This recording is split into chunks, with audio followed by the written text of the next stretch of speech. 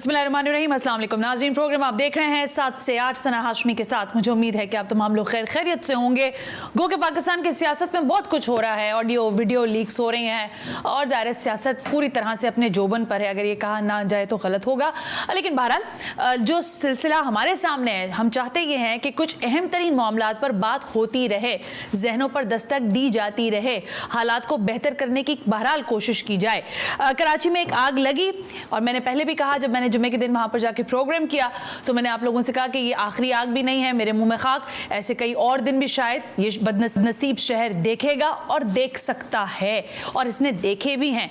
हुआ ये कि जाहिर है यहाँ पर एक डिपार्टमेंटल स्टोर था जिसका एक गोदाम बना हुआ था। जिस जगह गोदाम बना हुआ था वो पार्किंग एरिया था। रिहायशी कहते हैं कि हमने कई मरतबा कहा था कि भाई यहाँ पे गोदाम ना बनाए, लेकिन वो भी बन गया। फिर देखिए आग भी लग गई, और आग लगने के बाद अब सूरत हाल ये है कि मेरी इत्तलात के मुताबिक 173 फ्लैट्स के 800 से ज़्यादा मकीन हैं जो इस वक्त बेघर हैं, यानी उनको पता ही नहीं है, उनके घर सामने है लेकिन वो अपने घर नहीं जा सकते। और इस सारी सिचुएशन के बाद हमारी इंतज़ामिया कहीं नहीं है। मैंने देखा सिंध हुकूमत के कुछ लोगों को जो पहले दिन वहाँ ज़रूर उन्होंने विजिट किया, लेकिन उसके बाद सब खामोश हो गए। कल SBCA की टीम ने जाकर जो है वहाँ मुआयना किया और कहा कि पिलर्स तो बिल्कुल ठीक ठाक हैं, लेकिन जब कूलिंग का अमल मुकम्मल हो जाएगा तो बताया जाएगा कि रिहायशी अंदर जा भी सकते हैं या नहीं। ये सिंध बिल्डिंग कंट्रोल अथॉरिटी हो या फिर हमारी बिल्डर्स के लोग, ये किस तरह से बाआसानी तामीरात के लिए NOCs दे देते हैं? कोई क्राइटेरिया, कोई कोड ऑफ कंडक्ट है भी या नहीं है? और अगर नहीं है तो फिर क्या हो सकता है? इंपॉर्टेंट शख्सियात हैं जिनको आज के प्रोग्राम के लिए मैंने ज़हमत कराची की सतह से बात करें या पाकिस्तान की सतह पर, ज़ाहिर बड़ा ख़ास ब्रेन मैं इनको कहती हूँ। फ़हीम उज़्ज़मा साहब, साबिक़ administrator Karachi, thank you very much sir कि आप तशरीफ़ लेकर आए, और ज़ाहिर बड़े डायनामिक्स इन्होंने देखे हैं, कराची के चेंजेस भी देखे हैं। मैंने मोहम्मद फराज साहब को, जो कि सुमैया ब्रिज व्यू के रिहायशी हैं और वहाँ जो यूनियन या कमेटीज़ होती हैं उसके मेंबर भी हैं, उनको भी ज़रा ज़हमत दिए कि ज़रा रिहायशी से भी पूछें कि हालात 4 दिन में कितने बदले। फराज साहब शुक्रिया, ये मुझे स्पॉट पे भी मिले थे, अगर आप लोगों ने मेरा फ्राइडे का प्रोग्राम देखा हो। Last but not the least, साबिक चेयरमैन जो हैं हसन बख्शी साहब, उनको भी मैंने यहाँ ज़हमत दी। हसन साहब थैंक यू वेरी मच, आपसे भी ज़रा बात करते हैं कि क्या सूरत हाल आगे बेहतर हो सकती है और हमारे यहाँ जो शहर में तामीरात हो रही हैं इसमें आपका और बाकी लोगों का कितना कंट्रीब्यूशन है। शिराज माहिर तामीरात हैं, मुझे वाया स्काइप ज्वाइन करने जा रहे हैं और उनको भी वेलकम करेंगे। बिनिश शब्बीर, डायरेक्टर स्ट्रक्चर SBCA ने भी मुझे ज्वाइन कर लिया है। सर आपको भी वेलकम करती हूँ, थैंक यू वेरी मच कि आप भी साथ हैं। सारे शुरका जो है वो साथ ही रहें ताकि पॉइंट टू पॉइंट हम बात कर सकें। गुफ्तगू का आगाज़ मैं चाहूँगी फराज साहब आपसे कर लूँ, क्योंकि सूरत हाल अब काफ़ी हद तक चेंज हो गई है पिछले 2 दिन में। कल बहरहाल आग पूरी तरह बुझ गई है, कूलिंग का अमल शुरू हो गया। कल जब SBCA की वहाँ टीम आई तो उन्होंने आप लोगों को क्या बताया कि क्या आपकी बिल्डिंग का हाल है? मैम उन्होंने बताया कि अभी जो है 80% जो कंस्ट्रक्शन की जो बुनियाद है वो अभी सेफ है ना। ओके। और वो ये कमेटी को ये भी बता के गए हैं उस टाइम, क्योंकि मैं नहीं था वहाँ पे मौजूद, उन्होंने ये बताया कि हम लोग अभी जैसे ही कूलिंग का प्रोसीजर कंप्लीट हो जाएगा उसके बाद हम आपको कम्प्लीटली रिपोर्ट देंगे। ये उन्होंने आपको बताया कि 80% जो है वो अभी बिल्डिंग जो है वो ठीक है। बिल्कुल है सही। ओके। और जो सारा नुकसान और ये सारा कुछ हुआ था उसका कुछ तखमीना लगाया गया या आपकी बिल्डिंग पर खुदा खस्ता इस तरह की कोई चीज़ हुई नहीं है, बस वो सारा जो मामला है वो गोदाम के अंदर का ही है? जो आग लगी थी फराज साहब वो सिर्फ गोदाम में लगी, ऊपर बिल्डिंग की सतह तक तो कुछ नहीं? अभी ऐसा अल्हम्दुलिल्लाह कोई मसला नहीं हुआ। हम अभी मेज़नाइन और फर्स्ट फ्लोर पार्किंग तक गए थे। अच्छा जी, वहाँ पे अभी ऐसा है कि बिल्डिंग को कोई डैमेज नहीं हुआ है। चले ठीक है, मैं इसी को ज़रा कंटिन्यू करूंगी आगे बात करते हुए। फ़हीम साहब, मैंने कहा ना कि आखिरी आग भी नहीं होगी और आपने तो इससे ज़्यादा बड़े बड़े हालात देखे। सर जब हमारे यहाँ शहर में तामीरात होती हैं तो आप ज़रा फरमाइएगा, आप एडमिनिस्ट्रेटर रहें, बड़े आराम से NOCs दे देते हैं, जहाँ चाहे बिल्डिंग खड़ी करें, जैसे चाहे खड़ी करें, और फिर बिल्डिंग के पार्किंग एरिया को गोदाम बनाएं या जो भी करें, इससे कोई सरोकार नहीं होता एडमिनिस्ट्रेशन का? मैं आपके सवाल का तो जवाब देता हूँ, मगर उससे पहले मैं आप ही की बात को आगे बढ़ाता हूँ कि ना ये पहले लगी है ना ये आखिरी आग लगी है। दुरुस्त है। और अलमिया ये है कि जो अरबाब इक़्तिदार का रवैया है गवर्नेंस की तरफ, ना पहले तब्दील हुआ ना अब तब्दील होगा। ये अच्छा कहा। अगर आप ये देखिए कि शेरशाह में एक फैक्ट्री में आग लगी, 286 लोग 287 लोग जल गए, जल के हलाक हो गए। लंबा चौड़ा हुआ, किसने लगाई, क्या हुआ जी। अच्छा, वो जो लोग जले थे वो इस वजह से जले थे कि उनको बाहर निकलने के फायर एस्केप्स नहीं थी, सही। जो खिड़कियाँ थी उनके अंदर ग्रिल्स लगी हुई थी। बिल्कुल। जब वो इंसिडेंट हो रहा था तो मैंने उस वक्त भी आप ही के कोई कॉलीग किसी टेलीविजन चैनल के थे, मैंने कहा था आप चारों तरफ नज़र घुमाइए और आप ये देखिए कि आसपास जितनी गारमेंट फैक्ट्रीज हैं उन सब की खिड़कियों में इस वक्त भी ग्रिल्स लगी हुई हैं। बिल्कुल ऐसे ही। आप मेरे साथ चलिए, अहमद बख्शी साहब मौजूद हैं, ये तो बेचारे बिल्डिंग बनाते हैं, अब अगर कोई ग्रिल लगा ले तो इनका उसमें क्या कसूर है। ग्रिल्स वहाँ पर भी लगे हुए। तो वो तमाम चीज़ें, यानी आपने कहा कि पार्किंग को या अंडरग्राउंड पार्किंग को या अदरवाइज मेज़नाइन को जो कि गोदाम के लिए नहीं है, वो एमिनिटीज़ हैं, उनको कमर्शियल इस्तेमाल करते हैं। बिल्कुल ठीक है। तो मसला जो है ना वो आप तो इस एक आग को देख रही हैं, मसला बुनियादी जो है गवर्नेंस का है। अच्छा देखिए, दुनिया में कराची वाहिद शहर नहीं है जहां आग लगती है। ऐसा नहीं है कि दुनिया में और शहरों में आग नहीं लगती, मगर जिस तरह की शीशा की फैक्ट्री का फायर हुआ था 1911 में मैनहट्टन में एक आग लगी थी, 1921 या वो बड़ी मशहूर आग है। उसके बाद वहाँ फायर कोड्स बने और उसके बाद उन तमाम चीज़ को तब्दील किया गया, वॉच किया गया। फिर बिल्डिंग्स की इंश्योरेंस करानी है। अब ये जो बात कर रहे हैं आप कि ये 114 फ्लैट्स हैं, 800 मकीन हैं, व्हाटएवर, तो ये बिल्डिंग्स जो हैं और बहुत थोड़े पैसों में जिसका एक कंट्रीब्यूशन रियासत की तरफ से होना चाहिए, जैसे नस्ला टावर के केस में भी हमने देखा, यानी सब कुछ हुआ, बिल्डर ने गलत किया, सही किया, सुप्रीम कोर्ट ने सही किया, मगर वो तमाम रहायशी जो हैं वो आज करोड़ों रुपए इन्वेस्ट करके सड़क पे हैं। तो बेसिकली हमारी आपने कहा ये कराची शहर और मुल्क के बाहर मसला ये है कि हमारी जो असेंबलीज़ हैं जिनका काम जो लेजिस्लेशन करना है, लेजिस्लेशन को वक्त के साथ मॉडिफाई करना है, और जो म्यूनिसिपल हमारी जिनकी जिम्मेदारी है, तो अथॉरिटीज़ कहलाती है ना, जो म्यूनिसिपल सर्विसेज हैं, चाहे वो फायर ब्रिगेड हो, वो चाहे सर्च एंड रेस्क्यू हो, वो चाहे उनको उनके ऊपर जो फोकस है वो नहीं होता। अच्छा, इस आग के बाद भी नहीं होगा। हाँ, बिल्कुल नहीं होगा, क्योंकि हम मिन हैसल कौम इतने ज़्यादा बैंकरप्ट हैं, हम इतने ज़्यादा मॉरली करप्ट है ना, मॉरली करप्ट हैं कि हमें किसी चीज़ से फ़र्क नहीं। मैं आपको बताऊं फ़हीम सर, आपने शायद विजिट ना किया, मैंने क्योंकि विजिट किया है, तो वहां पर जो फायर, मेरा ख्याल है जो तेल से लगी हुई है, जो बुझने का नाम नहीं ले रही थी, उसके लिए हमारे पास फोम मौजूद नहीं था, हम पानी से उस आग को बुझा रहे थे। मतलब सितम ज़रीफी आप ये देखिए। मैं आती हूँ आपकी तरफ, लेकिन बिनिश शब्बीर साहब जो कि डायरेक्टर स्ट्रक्चर हैं SBCA के, सर मैं बिनिश साहब ये पूछना चाहूँगी आपसे, फरमाइएगा। सबसे पहले शुक्रिया कि आपने ज़ाहिर है पैनल का हिस्सा आप बने। सर ये SBCA जो है, हमें मुसलसल शिकायत आती हैं कि भाई आप इनके पास फाइल लेके जाएं और जैसी चाहे तामीरात पे साइन करवा और वापस ले आएं। सर ये जो सुमैया ब्रिज व्यू है, ये तो इसका नक्शा तो आपके पास होगा ही ज़ाहिर है, तो ये जो जगह जहां ये आग लगी है, ये गोदाम था, ये पार्किंग थी, ये क्या है? लेकिन जो नक्शा पास हुआ था उसमें ये जगह पार्किंग के लिए मखसूस थी। ओके। लेकिन उसके बाद बनने के बाद किसी स्टेज पे इसने कंप्लीशन भी नहीं हासिल किया था, लीगली इसने इसको कन्वर्ट कर लिया था गोडाउन में, जिसके हम लोगों को मेरे ख्याल 2020 में इसको नोटिस भी दिया गया था, लेकिन इसके खिलाफ कोई एक्शन, इसलिए एंटी करप्शन में भी इसके खिलाफ इंक्वायरी चल रही है। लेकिन दीगर अदारों, जितने भी हम लोग एक्शन लेते हैं, हमें दूसरे अदारों की हेल्प चाहिए होती है।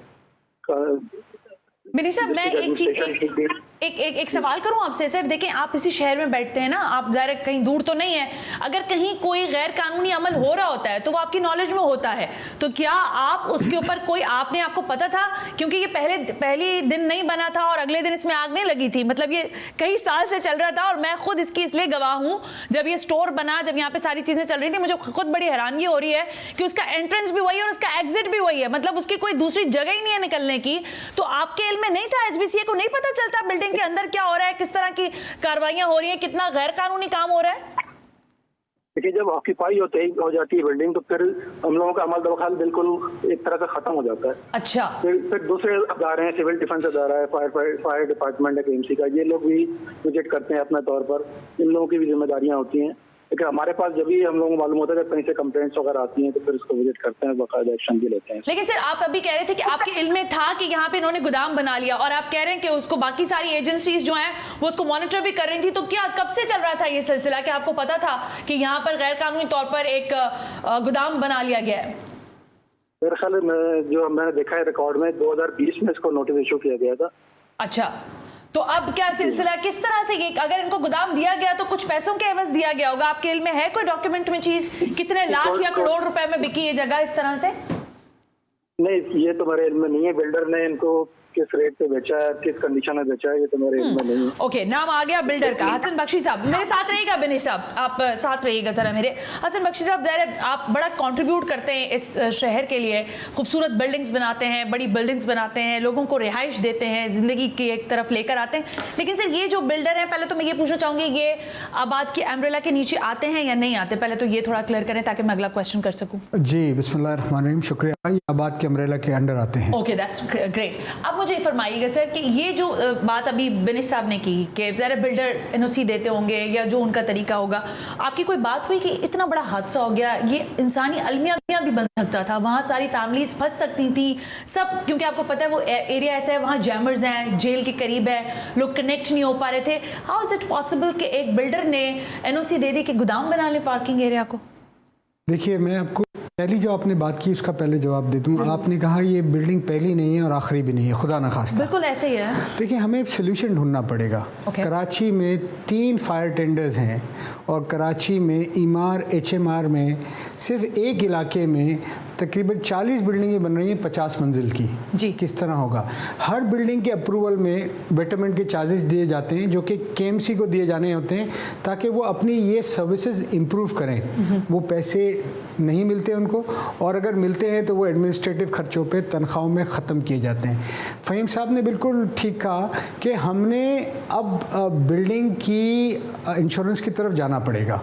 अगर बिल्डिंग की इंश्योरेंस हम बिल्डर पे या उन हाई राइज बिल्डिंग पे वो कर दें, अश्योर कर दें, इंश्योर कर दें कि उसके बगैर कंप्लीशन नहीं मिलेगा, तो लोगों की अमलाक सेफ हो जाएंगी। चौथी बात जो मैं कहना चाहूँगा, ये बिल्डिंग तो देखें, आपने कहा कि आबाद के अंडर आती है, इसका नक्शा मौजूद है। हज़ारों बिल्डिंग ऐसी हैं जिसका नक्शा ही नहीं है और जो बनी हैं, और अगर खुदा न खास्ता वहाँ आग लगती है तो वहाँ तो फायर टेंडर भी नहीं जा सकता 20 फुट की गली में। मैंने देखी है ऐसी कराची के तो शहर मुझे में। बताइए, हम तो एक ऐसे अलमिये पे रह रहे हैं रोज़ और सब आंखें बंद करके बैठे हुए हैं। पांचवी बात जो मैं कहना चाहूँगा बहुत इंपॉर्टेंट है, जिस मयार की करप्शन इस शहर में हो रही है, तो यहाँ तो शारा फैसल बिक जाए, कोई बैद नहीं, किसी दिन हम सुबह जा रहे हो तो पता चला यहाँ बन गई बिल्डिंग और यहाँ बिक गया। तो देखें, सारा माशरा करप्ट है, सारे लोग करप्ट हैं। लेकिन हसन सर, आपकी बात बहुत बेहतरीन है, मैं इसमें ज़रा आपको नहीं रोकना चाह रही थी, लेकिन सर देखें, लोग आपको ट्रस्ट करते हैं, बेहतरीन बातें करते हैं, आपको लोग ट्रस्ट करते हैं ना, हसन बख्शी को लोग ट्रस्ट करते हैं, या आबाद को ट्रस्ट करते हैं, या आपकी अम्ब्रेला में आने वाले बिल्डर्स को लोग ट्रस्ट करते हैं। मुझे माजरत के साथ, आपने इन बिल्डर से बात की कि भाई मेरे, तुम्हें पता तो होगा ना कि ये पार्किंग एरिया है और यहाँ गोदाम बन रहा है, और कैसे आपने एनओसी दे दी भाई, क्यों दी, कितने पैसों में दी? करप्शन की बात कर रहे हैं ना सर, तो करप्शन तो आई होगी कहीं ना कहीं से। देखिए, जहाँ कुछ रेगुलेटरी अथॉरिटीज़ का काम है ना चेक करना, ये मेरा नहीं है। आप ये सवाल तो बिनिश साहब से पूछे ना कि कैसे बनने दी। मेरा काम तो एक ग्रुप, एक ब्रिज बनाना है between government and private sector. Regulator ये है, रेगुलेटर मैं नहीं हूं। पैसों में गया ना, बिनिश साहब तो कह रहे हैं उनको तो पता ही नहीं कितने पैसों में बात हुई है, आपको तो कुछ पता होगा हसन साहब। नहीं, देखिए, मुझे ये मालूम है कि उन्होंने बेचा नहीं है, मेरे हिसाब से किराए पे चेज वालों को दिया हुआ है, यानी अच्छा तगड़ा किराया आता होगा, यकीनन आता होगा। और मैं होगी एक है किराए का। देखिए, मैं चेस वाले की अपनी पर्सनल जगह है, ये उनकी पर्सनल जगह है, उन्होंने परचेज कर चुके हैं बिल्डर से, और बिल्डर ने जो है ना इनको पार्किंग की एरिया दिया। अच्छा, फ़हीम सर, मैं बिनिश साहब के पास भी आती हूँ, लेकिन आपसे थोड़ा सा इसको मुझे ब्रेक का भी कहा जा रहा है। रिहायशी बिल्डिंग्स के नीचे बड़े डिपार्टमेंटल स्टोर खोले जा सकते हैं, क्योंकि शहर के हर 1 किलोमीटर के फासले पर माशाल्लाह बड़े बड़े डिपार्टमेंटल स्टोर खोले। देखिए, का नाम नहीं ले रही मैं, हाँ। अगर प्लॉट जो है कमर्शियल है, इस पे कमर्शियल कम रेजिडेंस है, हाँ, तो उस पे दुकानें भी बन सकती हैं, डिपार्टमेंटल स्टोर भी बन सकता है, कोई भी चीज़ बन सकती है। वो तो नक्शा जिस अथॉरिटी ने, देखिए, बिनिश साहब SBCA को रिप्रेजेंट करते हैं, मैं चीफ एग्जीक्यूटिव रहा हूँ कराची बिल्डिंग कंट्रोल अथॉरिटी का। इनकी ये बात बिल्कुल गलत है कि हम कुछ नहीं कर सकते, हमें दूसरे इदारे चाहिए। मैंने as chief executive Karachi building control authority, जो इलीगल फ्लैट्स बन रहे थे, ऊपर से स्टील वायर रोप से उनके पिलर्स को बुलडोजर से घसीट के तोड़वाया है। 147 बिल्डिंग्स डिमोलिश की थी मैंने। तो आज जो है ना मसला क्या है, दामे दरमे सुखने, मैं अहमद बख्शी साहब की बात नहीं कर रहा, ये जो ब्रिज व्यू अपार्टमेंट है ये मेरे ख्याल में सलीम जकी साहब का है जी। ये सना में ये सुमैया है, सुमैया ये डॉनर तो वही वहाँ की बात कर रहे हैं। अच्छा, मैं वो कह रही कराची हूँ, सर्कुलर मेरी रेलवे साहब- की जमीन पे मेरी है, साहब- वो भी बख्शी साहब के जो है मेंबर हैं। मैं फहीम सर जो बात कर रहे हैं बिनी साहब इसका जवाब दे दें, क्योंकि मुझे फौरन ब्रेक पे जाना है। यानी आपके पास लीश पार तो है ना, आप लीश तो कर सकते हैं कि भाई ये गलत कर रहे हो। बिनी जवाब ले लें पहले से। मैंने एक बात बताऊं, फहीम साहब हमारे बॉस भी रहे हैं, उस वक्त भी मैं उनके अंडर में था, लेकिन उस वक्त भी इनको डिस्ट्रिक्ट एडमिनिस्ट्रेशन की सपोर्ट हाल थी, शामिल इनके पास थी, उसी की मदद से इन्होंने एक्शन लिया। नहीं बिनी साहब बिल्कुल गलत बात है, मैं एक्शन लेता था और डिस्ट्रिक्ट एडमिनिस्ट्रेशन साथ आती थी, मैंने सरेंडर नहीं किया। पहले नोटिस तो हो जाए ना बिनी सर, मैं ब्रेक ले लेती हूँ। मेरा ख्याल है अभी इसी पर आगे बात कर लेंगे कि कम से कम इनिशिएट करना तो बहुत जरूरी है ना, जिन इदारों में बैठे हुए हैं आप लोग। और मैं किसी एक डिपार्टमेंटल स्टोर का नाम नहीं ले रही, इस शहर में जैसे अभी हसन बख्शी ने कहा कि हमें नहीं पता क्या कल उठे तो पता नहीं क्या कुछ बिका हुआ हो, तो ये पैसा का चक्कर जो है इसको कैसे कंट्रोल कर सकते हैं हर इंसान अपनी कैपेसिटी में। जरा इस पर बात करते हैं इस ब्रेक के बाद।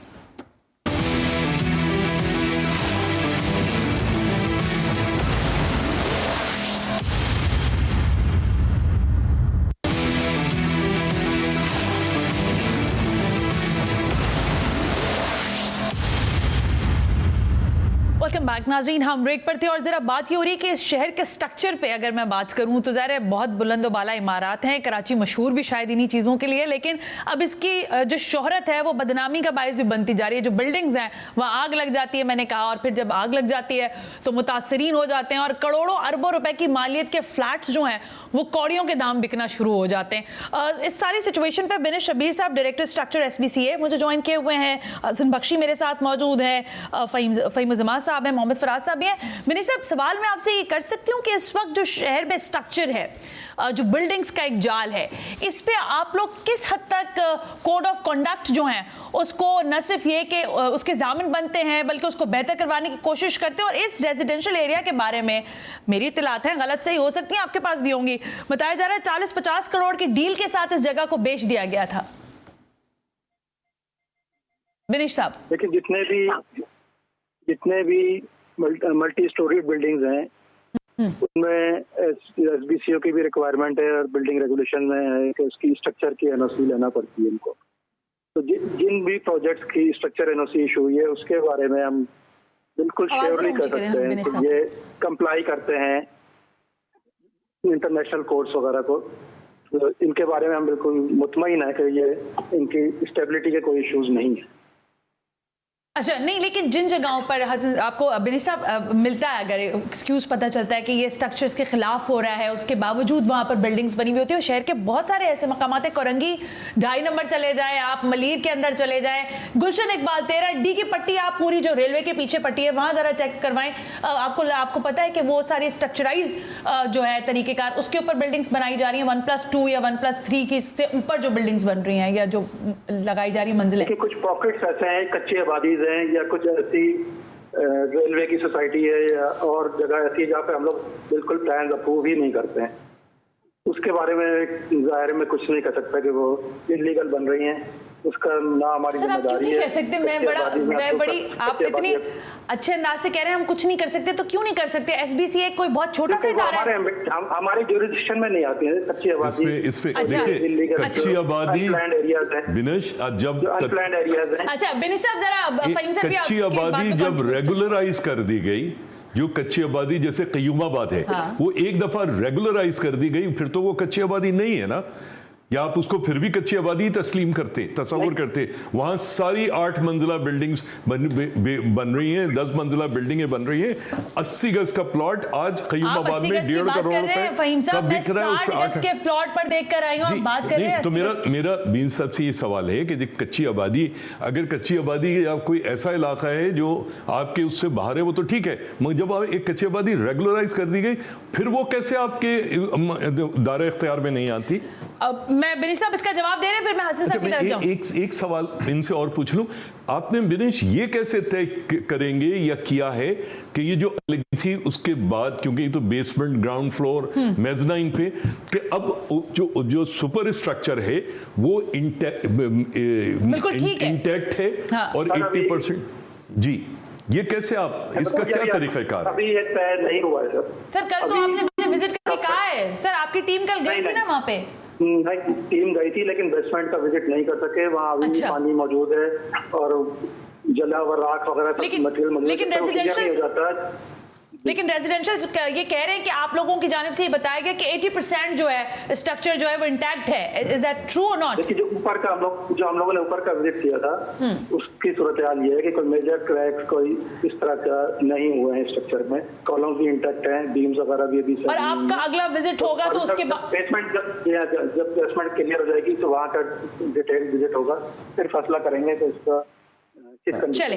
अल्लाह ना करे अगर ये लोग बोल भी देते हैं कि अगर कोई डैमेज है तो हमारे बारे में क्या सोचा जा रहा है? आपके बारे में वो बैठे ना बराबर में आबाद के चेयरमैन साबिक, वो बताएंगे कि उनके बिल्डर जो है कितना कंट्रीब्यूट करेंगे। ये बिल्डिंग इंश्योरेंस के बाद और मजीद प्रॉपर्टी बढ़ जाएगी, फिर प्रॉपर्टी की कीमत देखिए कॉस्ट तो आएगी, लोगों का पीस ऑफ माइंड होगा। नॉट ओनली बिल्डिंग इंश्योरेंस होना चाहिए, यहाँ पर इतनी करोड़ों की मालियत है नहीं, बट देखिए हकीकत है ना, और दूसरा लीगल टाइटल का भी इंश्योरेंस होना चाहिए। अच्छा, देखिए कहीं पर भी कोई डॉक्यूमेंट की सैंक्टिटी नहीं है। कानून ये कहता है कि मैं बोर्ड ऑफ रेवेन्यू से प्लॉट मिलेगा, उसकी ओनरशिप वो वेरीफाई करेगा, मैं बिल्डिंग का नक्शा जमा करूंगा, नक्शा पास होगा और बिल्डिंग बनाऊंगा। जो अफसर मेरा वेरीफाई करता है ओनरशिप, नक्शा फॉरवर्ड करता है, वो तब्दील हो जाता है, दूसरा बोलता है ये 2 नंबर था, ये हमने किया ही नहीं साइन। कहीं ना कहीं देखिए, मैं आपको बता रहा हूँ दिनेश अच्छे अफसर हैं, मैं मुंह पे कह रहा हूँ, और जो हाई राइज बिल्डिंगें बन रही हैं अच्छी बन रही हैं, कानून के हिसाब से उसमें स्टील यूज़ हो रहा है। हाउएवर सिस्टम इतना ख़राब हो गया है, इतना करप्ट हो गया है कि ये देखिए हमें ये सच बात करनी पड़ेगी इस चैनल्स पे आके कि जब तक आप जो असली यहाँ इसमें ज़िम्मेदार लोग नहीं हैं उनकी तरफ उंगली उठा के बोलेंगे नहीं कि ये लोग ज़िम्मेदार हैं सिस्टम को बिगाड़ने के, या ये लोग आंखें बंद करके बैठे हैं, उस वक्त तक चीजें ठीक इसका मकसद है हसन बख्शी साहब, मैं तकरार नहीं करना चाहती, इसका मकसद है आपको एडमिट करना चाहिए कि आपके बिल्डर ने ब्लंडर किया और उस जगह को चाहे किराए पे दिया या उसको ठेके पे दिया, उसने गलत किया, उसने क्राइम किया। अगर मेरे बिल्डर इन्होंने ही कहा ना कि बेचा है उनको और नीचे पार्किंग है। हाँ। अब अगर वो देखना है कि किराएदार मिसयूज कर रहा है या बिल्डर ने है। हसन बख्शी एसबीसीए के एक सेकंड रुक जाएगा, मुझे मैं बात कहीं से कहीं ले जाना नहीं चाहती, लेकिन मैं वापस इसी बात पर आऊंगी। बिनीश साहब, आपने वो जगह का दौरा किया है ना, मुझे बताइएगा कि वो पार्किंग एरिया आपको लगता है जो बाहर उन्होंने सारा एरिया इंक्रोच किया हुआ है, इंक्रोचमेंट में आता है वो या नहीं आता? ये बता दें मुझे आप खाली। कौन सा एरिया? जो सर जहां ये डिपार्टमेंटल स्टोर बना था, इसके साथ जो फुटपाथ बना हुआ है, उसके साथ जो पुल के नीचे ब्रिज का जो सारा एरिया है, वो सारा नाजायज है या नहीं है? या बिल्कुल। और आप क्या कर रहे हैं सर? फिर सर आप क्या कर रहे हैं? अगर आप ये सब देख कर आए तो आप क्या कर रहे हैं? इंक्रोचमेंट हमारे एंटी इंक्रोचमेंट सेल देखेगा, ठीक है। लेकिन फहीम साहब, ये मतलब सारे हकायक सामने होने के बावजूद हम ये नहीं कह पाते कि ये गलत हो रहा है, इसको रोका जाए। कैसे इन्फोर्स करेंगे चीजों को? देखिए, मेरे पास मेरे फोन पे एक वो है 2 जून का एक नोटिफिकेशन है गवर्नमेंट ऑफ सिंध का, और बल्कि Karachi water and sewerage board का। Chairman Karachi water sewerage board, जो ऑब्वियसली मिनिस्टर लोकल गवर्नमेंट है नासिर शाह साहब, उनके ऑर्डर्स के ऊपर एक 19 ग्रेड का एससी जो कि वाटर हाइड्रेंट का इंचार्ज था, उसको रिमूव करके एक शख्स, आजम खान एक अफसर है 18 ग्रेड का, वो भी किस तरह से 18 ग्रेड में पहुंचे, मैं चेयरमैन रहा हूँ वाटर बोर्ड, मुझे अंदाजा है कि कैसे आए होंगे। वो एमक्यूएम पाकिस्तान के जो चीदा लीडर हैं उनके छोटे भाई हैं। 19 ग्रेड के एससी को, टेक्निकल आदमी को, जिसकी जॉब यानी स्कोप था, उसको हटा के रेवेन्यू के एक ऑफिसर को, जिसका वाटर हाइड्रेंट चलाने से कोई ताल्लुक नहीं है। ठीक है। तो मसला ये है कि आप अगर ये समझ रहे हैं कि ये सब कुछ जो कुछ हो रहा है, ये बेसिकली सिंध के अंदर और फिर अल्टीमेटली पाकिस्तान में जो गवर्नेंस का जो फेलियर है ना उसका हशर जो है वो ये है। और इनका हाली जो इनका जो वाली है ना वो सिर्फ अल्लाह है। नहीं, अल्लाह तो है ही सबका वाली ना। इनके लिए वो नहीं आएगा। हसन बख्शी साहब मुझे बताएं ना, फिर एक सेकंड हसन साहब, आप एडमिट करेंगे कि आपके बिल्डर ने जो है वो गलत काम किया, क्राइम किया, सिस्टमैटिक क्राइम किया? जो आप कह रही है बिल्डिंग का पोर्शन, वो नहीं, सुन लेना, सुन तो ले, वो केएमसी से मुमकिन। इतना तो क्वेश्चन ना करें, तो हकाइक और सच बातें कम से कम आप तो करें, बाकियों को छोड़ देना। मैं तो आपको कह रहा हूँ, आपको चेक केएमसी ने वो किराए पे दिया होगा, केएमसी चालान लेती होगी। बड़ा अच्छा, मैं आपको हकीकत बता रहा हूँ, इस मुल्क में ये मुमकिन नहीं है कि केएमसी ने किराए पे दिया हो सर्विस रोड का हिस्सा। नहीं, सर्विस रोड की बात नहीं कर रही, ब्रिज के नीचे की बात कर रही है। ब्रिज के नीचे का हिस्सा छोड़ दे, मैं उसकी फुटपाथ की बात कर रही हूँ। सर्विस रोड की बात हो रही है, सर्विस रोड जहाँ पर ट्रॉलीज की ट्रॉलीज लगी हुई है वहाँ पर। ये ब्रिज व्यू है ना। अच्छा, वैसे मुझे आपसे ये उम्मीद है कि आप इतनी निटिग्रिटीज में जाके मुझे ये कह रहे हैं कि ब्रिज के सीधे हाथ का हिस्सा है कि उल्टे हाथ का हिस्सा है, क्राइम हो रहा है उस सड़क के ऊपर। यस, अगर हो रहा है तो हमारा बिल्डर जिम्मेदार है या चेज वाला जिम्मेदार है, इसमें तो दो डाउट नहीं है। जो इसमें से गलत है एचएससी वालों का, इनको 1 महीने पहले ऑर्डर आ चुका है, 1 महीने जी, इनको ऑर्डर आया था सील करने का। तो इनको जब 1 महीने पहले ऑर्डर आया उसके बाद भी कोई एक्शन नहीं हुआ मैम। और ये देखें ऑयल का स्टॉक करने की वजह से हुआ, जो आग ना बुझने की वजह है, हम 4 दिन वहां पे लगे हुए थे ना, उन्होंने ऑयल स्टॉक बहुत किया हुआ था। और दूसरी हमारी बात जो हुई है, दूसरे बिल्डर वगैरह से भी कांटेक्ट किया है कि कोई चीज़ है, तो बिल्डर की तरफ से भी हमें ये रिस्पॉन्स आया, हमने तो पार्किंग दी हुई है। तो अब जो इसमें कसूरवार है, चाहे वो बिल्डर हो चाहे वो चेस हो, मगर हम लोगों का कोई ना, सिर्फ 4 दिन से हम रोड पे है ना, हमारे पास। अच्छा, वैसे हाँ, ये इंपॉर्टेंट सवाल है, मैं समझ गया आपका सवाल कि सर जब इस तरह की चीजें होंगी तो फिर कॉम्पेंसेशन कैसे होगा ना, शायद इसका भी कोई मैकेनिज्म होना चाहिए। मैंने आपको इसे कहा इनका जो ये कैसे होगा, मतलब के अंदर लोग करोड़ों अरबों की प्रॉपर्टी ले रहे हैं, उसका नस्ला टावर के जो तोड़े गए उनको एक पैसा मिला, वो तो इतना हाई प्रोफाइल। अच्छा, हाई प्रोफाइल में वापस आती हूँ, ये भी इसकी प्रोफाइल भी कभी कम नहीं है। हम तो लीगल है सर।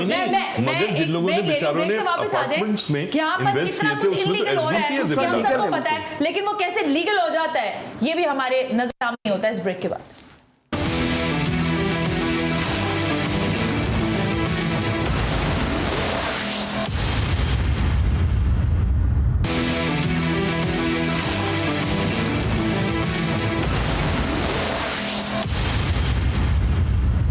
वेलकम बैक नाज़रीन, हम ब्रेक पर थे लेकिन ये डिस्कशन नहीं रुक रहा, क्योंकि ये इस शहर का मसला नहीं है, ये इस मुल्क का मसला है। मेरे पार्टिसिपेंट्स कह रहे हैं कि सिस्टमैटिकली चीज़ें जो हैं वो ख़राब हुई हुई हैं, कहीं ना कहीं किसी ना किसी का किसी से इंटरलिंक बनता है।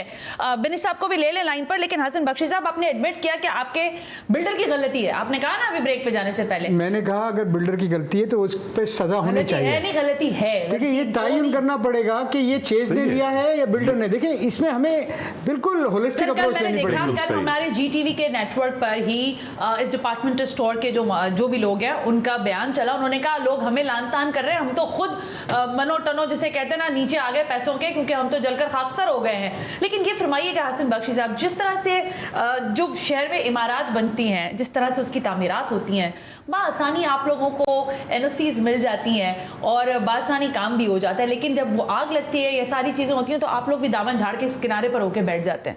देखिए, ये आपकी इंतहाई गलत फहमी है कि बासानी कुछ होता है। इस शहर में जूते रगड़ने पड़ते हैं, टनों टन पैसे देने पड़ते हैं, तब जाके आपको जायज राइट मिलता है। अगर आपको आजमाना, टन पैसे देकर जायज राइट जी, मिलता है, नाजायज भी मिल जाता है? नहीं, जायज मिलता है। मैं आपको एक अपने प्लॉट की वो दे देता हूँ, पावर फोटोनी, आप उसका नक्शा पास करवा के देख लें फ्री। आप बोलेंगे ये क्या काम हो रहा है इस शहर में। बिनी साहब, ये जो हसन साहब कह रहे हैं जायज कामों के लिए मनो टनो पैसा चलता है, सर ये ऐसा होता है कि नहीं होता? ये ऐसे ही बोल रहे हैं। हसन साहब का अपना पॉइंट ऑफ व्यू, ऐसा नहीं है। नहीं सर, मैं आपने तो बिनी साहब बड़ा अच्छे अंदाज से मुझे चुप ही करा दिया है, लेकिन सर मेरी नाकिस जो मालूमात है जो मिलती है उसमें तो पता चलता है कि एसबीसीए में एक फाइल पे साइन कराने का जो पैसा शुरू होता है वो 50,000 से बिल्कुल लोअर लेवल पर शुरू होता है और ऊपर जाते जाते आई एम सॉरी ये इल्जामात हैं, लेकिन डीजी साहब को 1 अरब रुपए कमा के देने पड़ते हैं। नहीं, ऐसे ही ये सिर्फ इल्जामात की हद तक है। हम लोगों का सिस्टम बहुत पूरा एक काम कीजिएगा, वन विंडो फैसिलिटीज हम लोगों ने। चलिए, मुझे तो छोड़े ना, ये फहीम साहब तो बड़े काबिल आदमी, इन्हीं की सुन लें। एक काम कीजिएगा, मैं कल फहीम साहब से बिल्कुल मुकाबला कर ही नहीं सकता। नहीं, मुकाबला की बात नहीं, आप मेरे कलीग रहे हो, कोई मुझे, and I respect you. Clifton bridge से उतरते ही सीधे हाथ पे एक प्लॉट है, उस पर मैंने सुना है रेजिडेंशियल प्लॉट था, 29 मंजिल का नक्शा पास हो गया। मुझ कल पीर का दिन है, आप ये तो चेक कर सकते हो कि उसकी जो वो है एंटीसीडेंट्स क्या हैं, कैसे हो गया, सुप्रीम कोर्ट ने जो पाबंदियां लगाई, जो सब कुछ हुआ, उसके बाद ये सब कुछ कैसा हो गया।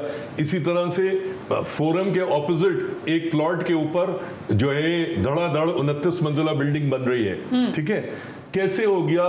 एक कोई रेजिडेंशियल प्लॉट कमर्शियल कैसे हो गया, आपकी आता है मेरे नहीं, देखिए इनका ये तो स्ट्रक्चर इनका ताल्लुक अप्रूवल हो रहे कानून के मुताबिक होते हैं, और जो भी अप्रूवल होते हैं उनके पीछे बहुत से अदारों की एनओसी होती है। इस तरह कोई हम लोग आंखें बंद करके नक्शे नहीं बात कर देते हैं। ओके, चलिए, मैं फॉरवर्ड करता है, मास्टर प्लान फॉरवर्ड करता है, जब जाके स्टेज पर हमारे मैं यकीन करें बिनी साहब, अच्छा एक काम ऐसा कर लेते हैं, अगर आपको बुरा ना लगे, आप और हम मिलके एक विजिट कर लें शहर का, कैमरा लेके जरा देख लेते हैं कि शहर के अंदर किस स्ट्रक्चर पे बिल्डिंग्स बनाई जा रही है। Is that okay with you?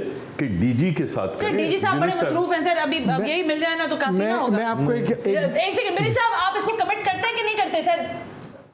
मैं अगर डीजी साहब हुक्म करेंगे तो मैं तैयार। सर हम डीजी साहब के पास अर्जी लेकर आएंगे आपके तवज्जुह से, तो प्लीज उसको अप्रूव करें और जरा हमारे साथ शहर का विजिट करें। हसन लास्ट मिनट देखिए, हम ये समझते हैं कि ये आपकी, हमारी, फ़हीम साहब की, सबकी जिम्मेदारी है कि हम छोटी छोटी फिशेस के बजाय हकीकत बात करें।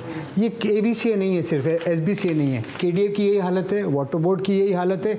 जो सिंध का इदारा है वहाँ पर board of revenue mother of all evils, board of revenue mother of all evils.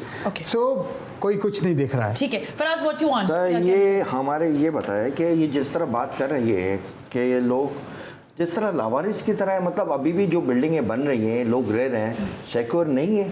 ये जितनी बिल्डिंग बन रही है, तो हम लोग जिस तरह 4 दिन से, आई एम सॉरी, मैं फ़हीम सर, आपने ब्रेक पे जाते जाते मैंने लास्ट बात की थी कि इनको ये नहीं कोई कॉम्पनसेशन नहीं मिलेगा। कल अगर इनकी बिल्डिंग गिराने का कह दिया जाए तो उनको बोला जाए भाई जितना मिला था, ये हवा में रह रहे, जमीन पे नहीं रह रहे। नाराबाजी बहुत होगी। हाँ, नाराबाजी बहुत होगी। अच्छा, कोर्टों से भी ऑर्डर्स हो जाएंगे, चीफ मिनिस्टर साहब भी प्रॉमिस कर लेंगे, सब कुछ हो जाएगा। मगर ये तो इस दफ़ा मुश्किल में फंसे। मैं एक अरसे से इस तरह की मुश्किलें देख रहा हूँ। लोग रोडों पे आ जाते हैं, उनको एक देखिए नस्ला टावर का जैसे मैंने नाम लिया था, उसके लोगों को आज भी क्या कॉम्पनसेशन, बिल्डर का इंतकाल हो गया, वी कैन ओनली सिंपैथाइज, ठीक है। अच्छा, बिल्डर ने कोई एक शख्स नहीं था जिसको आप बिल्डर कहें ना, वो मुख्तलिफ पार्टनर्स होते हैं जो कंट्रीब्यूट करते हैं। हाँ। तो वो सारा का सारा, तो ये अल्टीमेटली हमारा, देखिए मैंने आपको सिर्फ एक मिसाल दी थी कि चोर का भाई गिरा कट। इस मुल्क में हुक्मरान जो हैं, मैं हकीकत में बात सोचता हूँ कि बहैसियत मिनहज़ुल कौम और बहैसियत मुल्क हमें जिंदा रहने का क्या हक है, क्योंकि इस बुरी तरह से, और जो लोग भी, आप मुझे बताइए, minister local government chairman water board कैसे हो सकता है? चेयरमैन वाटर बोर्ड तो उसके अंडर आता है, ठीक है। तो मतलब जब तक सियासत हो रही है ना फ़हीम साहब, ये सिक्योरिटी नहीं है ना इंसानों की, मतलब यहाँ पे जो लोग रह रहे हैं उनकी कीमत नहीं है। नहीं, देखिए वो तो खैर है ही नहीं, मगर उससे हट के वो तमाम इदारे कि जो कि इन चीज़ों को वो कर सकते हैं, इन चीज़ों के ऊपर नज़र रख सकते हैं, FIA हो गई, पुलिस हो गई, वो सारी की सारी कैसी न, और अब तो ISI भी मैं अप्रिशिएट करना चाहूँगा, स्पेशल वेटिंग एजेंसी बन गई, मगर सबकी ज़रूरत है इस स्टेटस को बरकरार रखा जाए। ये अच्छा पॉइंट है वैसे, लेकिन ये कब तक? हाँ जी, करना चाहूँगा जो हमारे साथ सपोर्ट किए है ना, एक है अस्मा बतूल मैडम, उन्होंने बहुत हमारे साथ जो है ना कॉपरेट किया है, और एक है DSR रेंजर्स की तरफ से, और हमें जो खुशी हुई है ना आखिरी टाइम तक, कल रात तक, मतलब एंड टाइम जो डिलीवर करके गई है ना अस्मा बतूल साहब, मैं उनको बहुत सल्यूट करता हूँ, बहुत शुक्रिया अदा करता हूँ। असिस्टेंट कमिश्नर हैं, ठीक है, बिल्कुल। लेकिन बहुत शुक्रिया आपका भी कि आप आए, और हमारी कोशिश तो ये है कि ऐसे मुद्दों पर बात की जाती रहे जहां जो कल्प्रिट्स हैं, अगर हम कुछ नहीं कर सकते तो कम से कम आवाज़ तो उठा ही सकते हैं, निशानदेही तो कर ही सकते हैं। लेकिन जैसे फ़हीम साहब ने कहा, हसन बख्शी साहब ने कहा, और बिनी साहब ने भी इस चीज़ में कंट्रीब्यूट किया कि जहां गलतियां हो रही हैं उनको मॉनिटर करना बहुत ज़रूरी है। ऐसा नहीं है कि शहर में नाक के नीचे सब कुछ होता रहे और किसी को पता न चले। यहाँ सबको सब कुछ पता है। बेनिफिशरीज है, पता नहीं, Beneficiaries भी हैं। इस मैडनेस में फ़ायदा है चंद लोगों को। Well, thank you very much आज का प्रोग्राम देखने के लिए। अल्लाह हाफिज़।